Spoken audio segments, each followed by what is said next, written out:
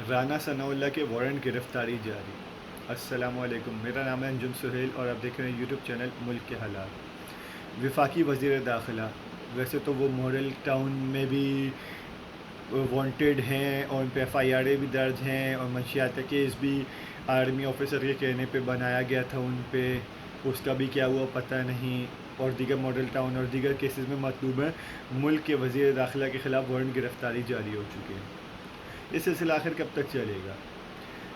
پی D M government Imran Khan اور P T I کے لوگوں کے خلاف F I R, arrest warrant, article 6 اور فیک اکاؤنٹ، یہ جو فیک آڈیوز، یہ سارا سلسلہ چل رہی ہے۔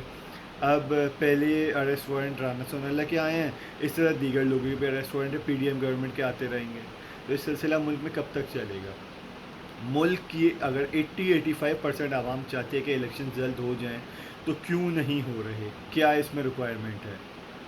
کیوں زبردستی ڈیلے کیے جا رہے ہیں الیکشنز کو؟ تمام سرویز، تمام اوپینینز، تمام رائے شماری، پی ٹی آئی کے جلسے سب بتا رہے کہ عوام کیا چاہتی ہے، لیکن پھر بھی عوام کا حق کیوں مارا جا رہا ہے؟ عوام کو الیکشنز کا حق کیوں نہیں دیا جا رہا؟ دوسرا، آج آرمی چیف صاحب نے خطاب کرتے ہوئے بتایا کہ ملک کو ڈی اسٹیبلائز کرنے کی کسی گروہ کو، کسی جماعت کو اجازت نہیں دی جائے گی۔ ٹھیک ہے آرمی چیف صاحب، بالکل agree. P D M government پچھلے 6 مہینے سے ملک کی اکانومی کو تباہ کر رہی ہے، جان بوجھ کے تباہ کر رہی ہے۔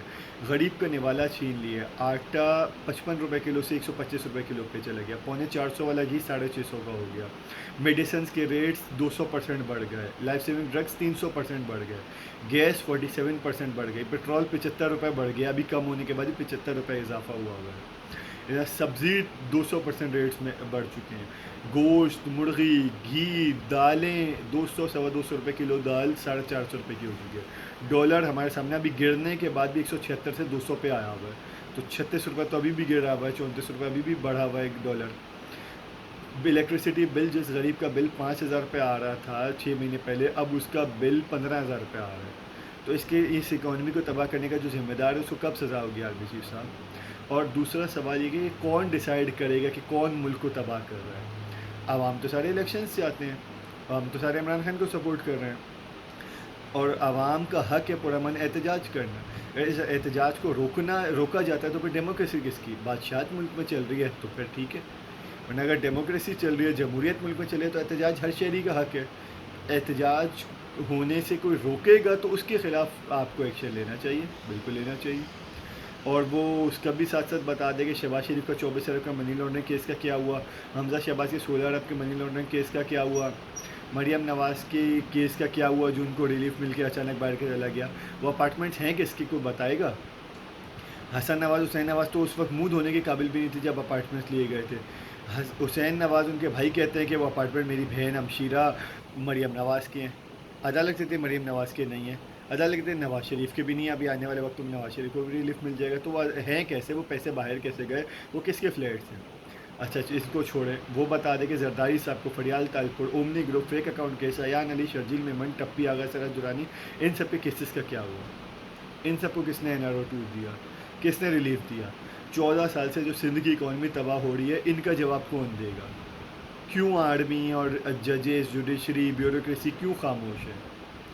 کیا ججز، آرمی اور بیوروکریسی چاہتے ہیں کہ یہ چور ہم پر مسلط ہوں؟ کیوں ان چوروں کو عوام پر مسلط ہونے دیا؟ اس کا جواب کون دے گا؟ کس نے این آر او 2 دیا؟ مفتہ اسماعیل کے بقول فوج نیب میں ترامیم لائی تھی، نیب میں ترامیم کے بعد ہی تو چوروں کو ریلیف ملا، این آر او 2 ملا، ان سب کے کیسز ختم ہو گئے، تو فوج کیوں لائی تھی نیب میں ترامیم؟ جب مفتہ اسماعیل صاحب جھوٹ بول رہے ہیں تو ان کو اریسٹ کرنا چاہیے، مفتہ اسماعیل صحیح بول رہے ہیں تو عوام کو جواب دینا چاہیے کہ فوج نیب کے قوانین میں ترامیم کیوں لائی تھی، فوج کا کیا کام ہے؟ اور آرمی چیف صاحب، یہ کون ڈیسائیڈ کرے گا کون ملک کی معیشت کو تباہ کرے، ملک کی اکانومی کو تباہ کرے، ملک کا امن تباہ کرے؟ یہ کون ڈیسائیڈ کرے گا؟ عوام؟ عوام تو عمران خان کے ساتھ ہے۔ اب اس چیز کو ایک سائیڈ پہ لگنا چاہیے اور الیکشن جلد سے جلد اناؤنس ہونے چاہیے، عوام کا فیصلہ ماننا چاہیے۔ اگر عوام کا فیصلہ نہیں مانا جائے گا تو یہ ملک میں بادشاہت تصور کی جائے گی، جمہوریت نہیں ہوگی، کہ عوام 80-85% اس وقت عمران خان کے ساتھ ہے۔ عوام کا فیصلہ ماننا چاہیے اور الیکشنز کروا دینے چاہیے۔ امپورٹڈ گورنمنٹ، یہ انتہائی نالائق وزیر اعظم ہے، نالائق ٹیم ہے، 6 مہینے میں ملک کی اکانومی انہوں نے تباہ کر دی ہے. شہباز شریف کے بس کا ہی نہیں ہے کہ معاملات کو کنٹرول کر سکے, بیوروکریسی کو کنٹرول کر سکے, مہنگائی کو کنٹرول کر سکے. انہوں نے 6 مہینے میں ملک کا پہیہ جام کر دیا. انڈسٹریز بند, لوکل مارکیٹس بند, جابس لوگوں کی چلی گئی, بزنس ٹھپ ہو گئے, امپورٹ بند, ایکسپورٹ بند, پورے ملک کا پہیہ جام کر دیا انہوں نے 6 مہینے کے اس امپورٹڈ گورنمنٹ کے زبردستی کے ٹولے نے, جس کو عوام پر آپ لوگوں نے مسلط کیا. تو کیا آپریشن رجیم چینج سے حاصل ہوا ملک کو؟ کوئی بتائے گا؟ جواب تو دینا ہوگا, عوام سوال پوچھے گی.